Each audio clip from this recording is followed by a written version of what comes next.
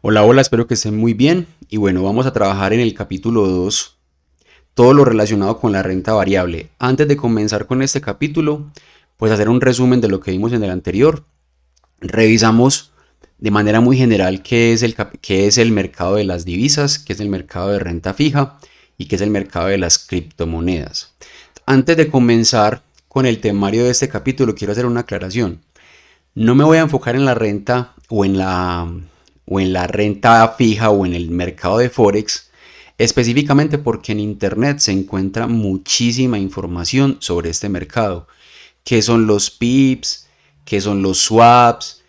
¿Cuáles son las comisiones de algunos brokers? Y personalmente yo no opero ese mercado. Entonces, para las personas que quieran profundizar en el mundo del Forex, los invito a que busquen más información y me voy a enfocar en el mercado de renta variable específicamente porque no hay mucha información sobre el mercado de futuros. Entonces, en este entrenamiento básico, el foco va a estar en la renta variable. Sin embargo, pues hay muchísima información de Forex. Listo. Entonces, vamos a trabajar los siguientes temas del día de hoy.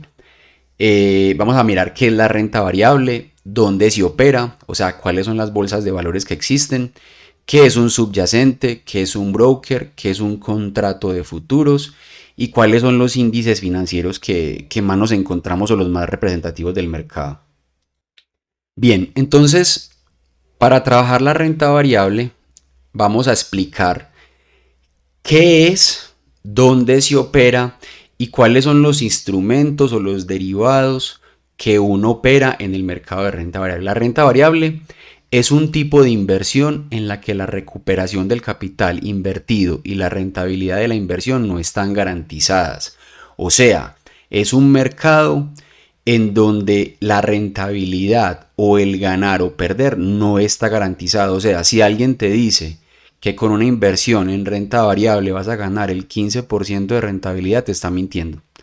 O que vas a ganar fijo el 4% mensual, te está mintiendo. ¿Por qué? Porque es renta variable, o sea, hay mucha incertidumbre y es un mercado de alto riesgo. Es decir, la rentabilidad no está garantizada ni está conocida de antemano. Además, puede ocurrir que la rentabilidad sea negativa, pudiendo llegar incluso a perder el dinero invertido. O sea, este negocio o el mercado de renta variable es un negocio de alto riesgo y hay que decir que el 90% de las personas pierden el 90% de su capital los primeros 90 días. Eso es una verdad del trading. Más adelante haré un video sobre las 10, 11 verdades del trading, pero básicamente este es un negocio de alto riesgo. Listo. Entonces, ¿qué es la renta variable o qué se opera en la renta variable? En la renta variable operamos futuros, microfuturos, acciones y opciones. Entonces aquí les voy a compartir un mapa conceptual, resumen de lo que son los mercados financieros y vamos a profundizar en lo que es un broker, en lo que es un futuro, en lo que es un contrato, etcétera. Bien, entonces en este mapa conceptual que he desarrollado, les quiero compartir el resumen de lo que son los mercados financieros uno a uno. Y la idea es profundizar en lo que son los índices, ¿cierto? ¿Cuáles son los activos? Entonces vamos a entrar al CME, que es el Centro Mercantil de Chicago, para revisar qué instrumentos se pueden negociar y cuáles son los participantes. Entonces, los mercados financieros básicamente se negocian en las bolsas de valores, que son las que vemos aquí. ¿Cuáles son las bolsas de valores más importantes? Son donde se negocian los instrumentos. En el Centro Mercantil de Chicago, el Centro Mercantil de Chicago es el mercado de derivados financieros y de productos básicos más grande del mundo. O sea, es el mercado con mayor número de contratos de futuros y de opciones. Allí se comercializan tasas de interés, acciones, divisas y productos básicos. Este es el mercado más grande que existe, el CME. El NIMEX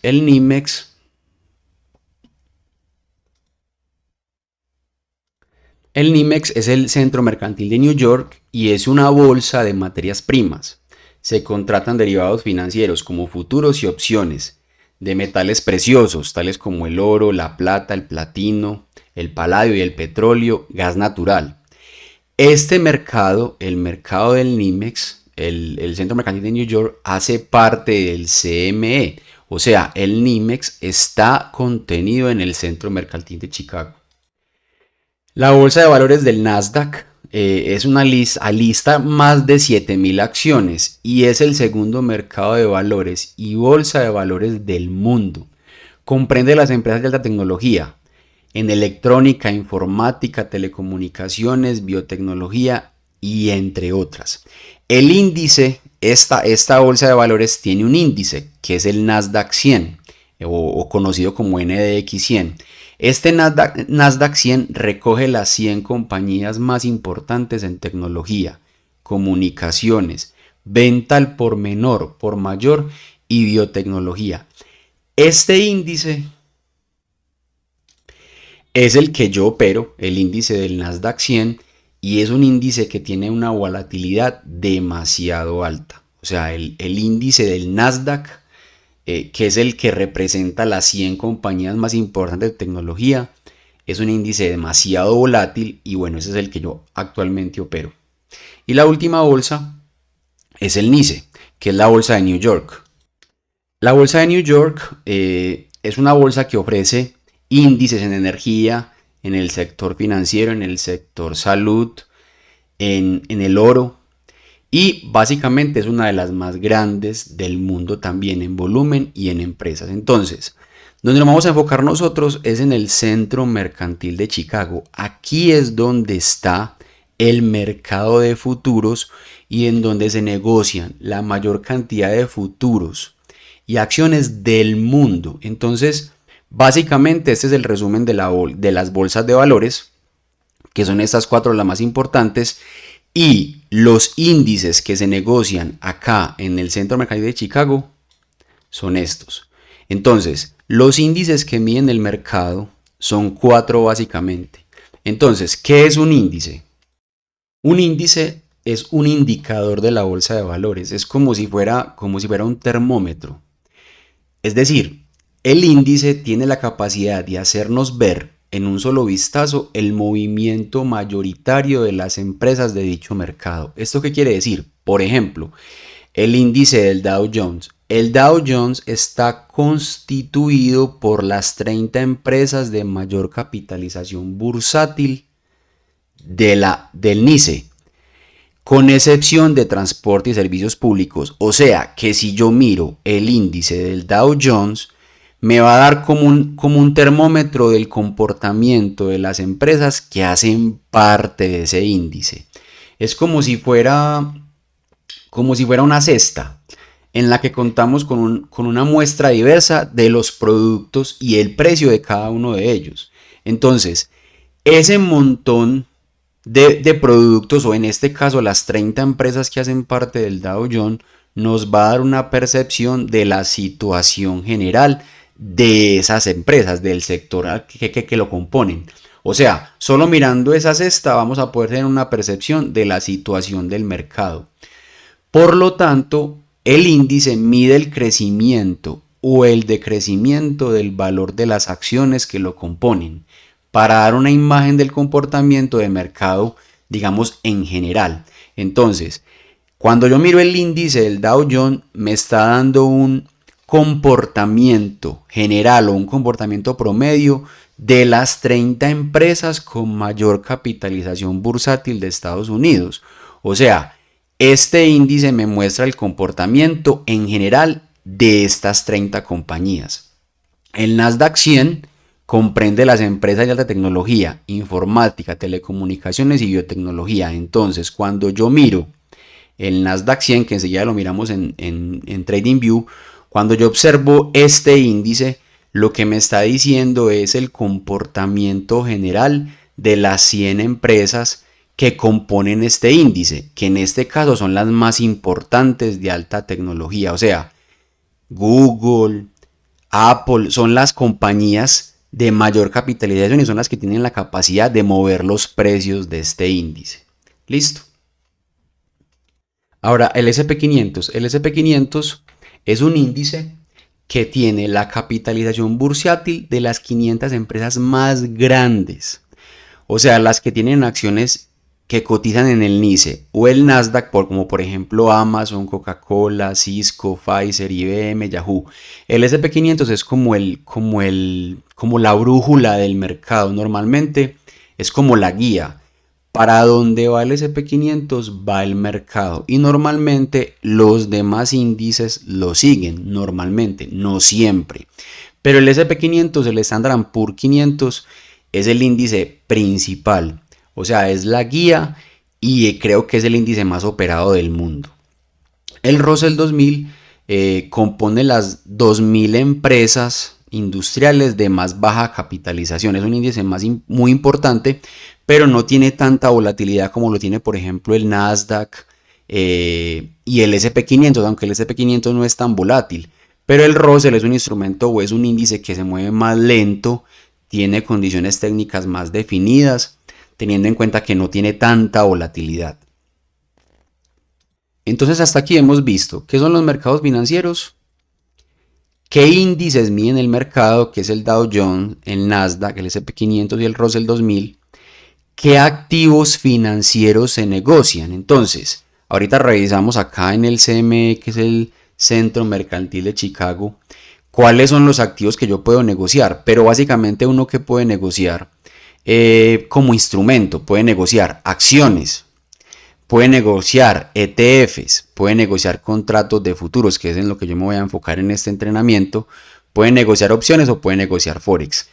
¿Qué es negociar una acción? Por ejemplo, yo quiero comprar una acción de Apple y la acción de Apple hoy cuesta $100.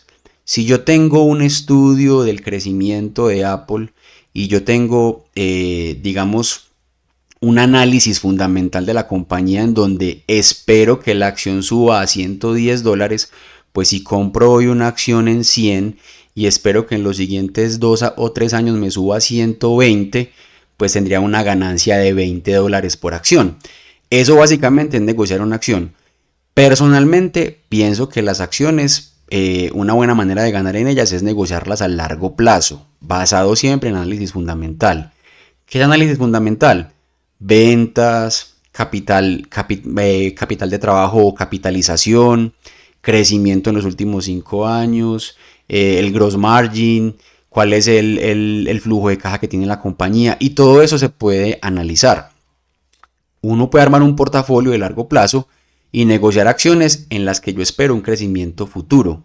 Ahora, también se puede hacer trading con acciones, o sea, yo puedo operar todos los días diferentes acciones, la acción de Apple, la acción de Amazon, la acción de Pfizer, acción de Coca-Cola. Estos instrumentos se pueden negociar en el día a día. ¿Qué es un ETF? Un ETF es un conglomerado de acciones en donde yo puedo tener una bolsita que me conforma varias acciones. Entonces, por ejemplo, puedo tener ETF financiero. El ETF financiero me conforma varias compañías financieras. Puedo tener el ETF, por ejemplo, del petróleo. Entonces, el ETF del petróleo me conforma varias empresas que están metidas en el petróleo, por ejemplo.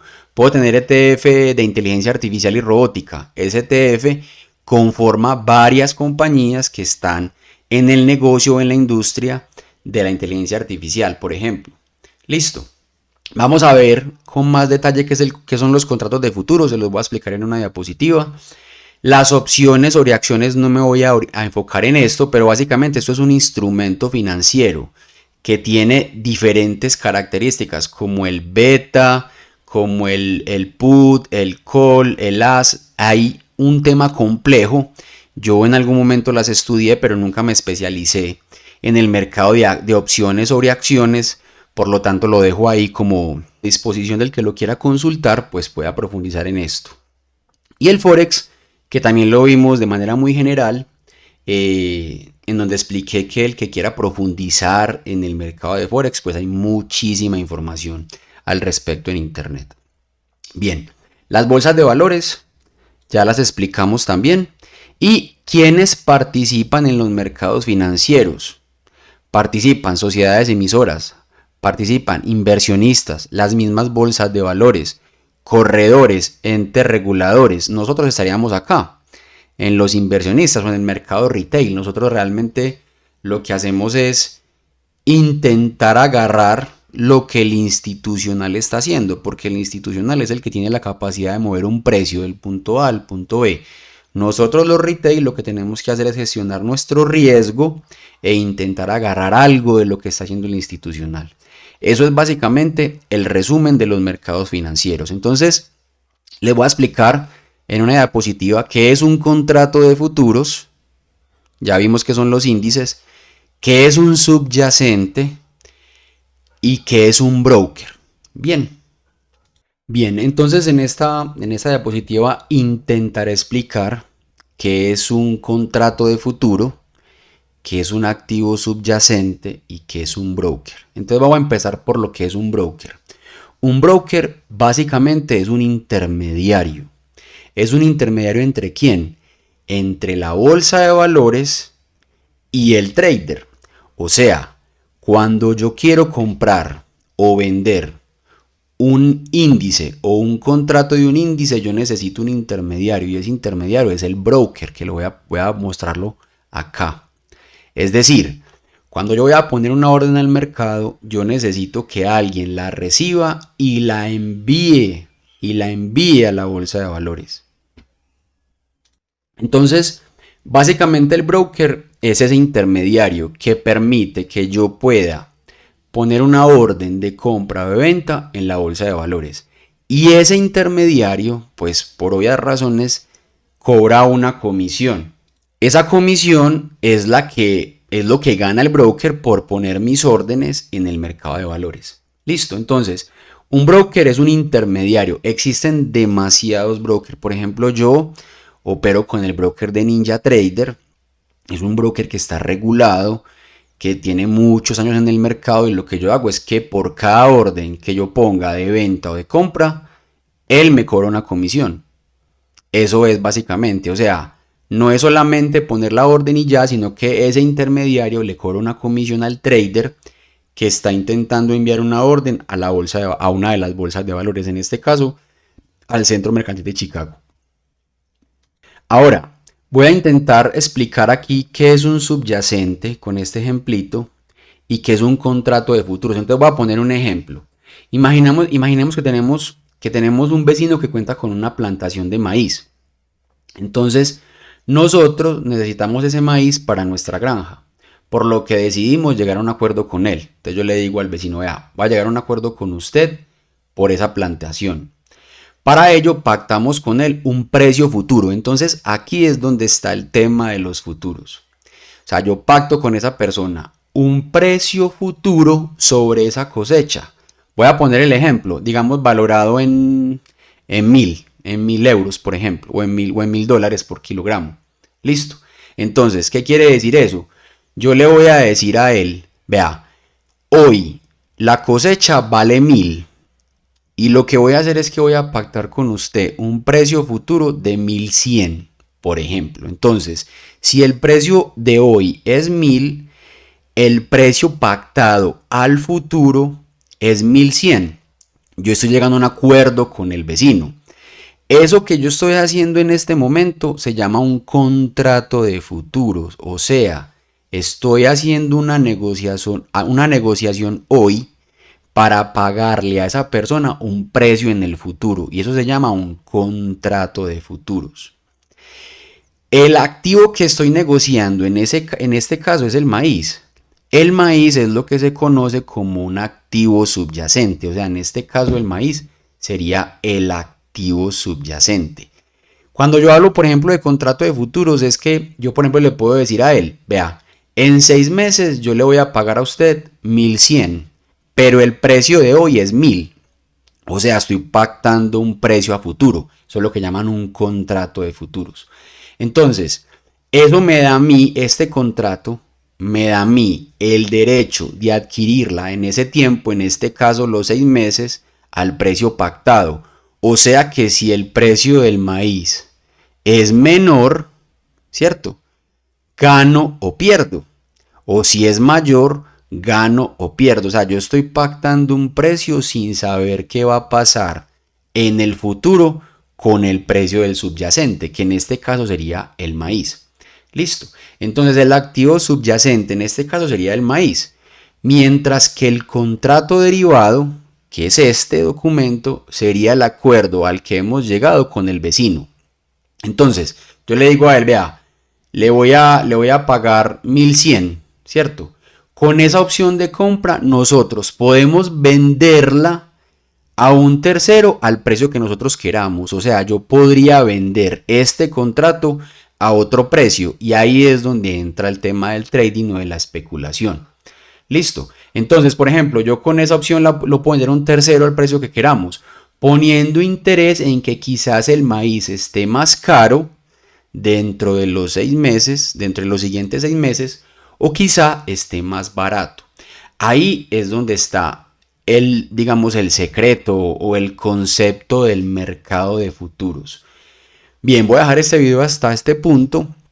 En el siguiente video les voy a mostrar cómo se ven los índices, estos índices que están aquí, cómo se ven los índices en el TradingView, estos cuatro, cómo los puedo ver, cómo los puedo validar y cuál es la volatilidad que estos tienen. Listo. Entonces, espero que hasta aquí hayan adquirido algunos conceptos básicos de lo que son los mercados. Esta primera parte es una parte más conceptual, no es de operaciones y demás, pero en el siguiente video les voy a mostrar cómo se gana y cómo se pierde, y cómo se pone una orden, por ejemplo, y qué es una vela japonesa, qué es una vela doji y la introducción al TradingView. Espero que hayan disfrutado y nos vemos.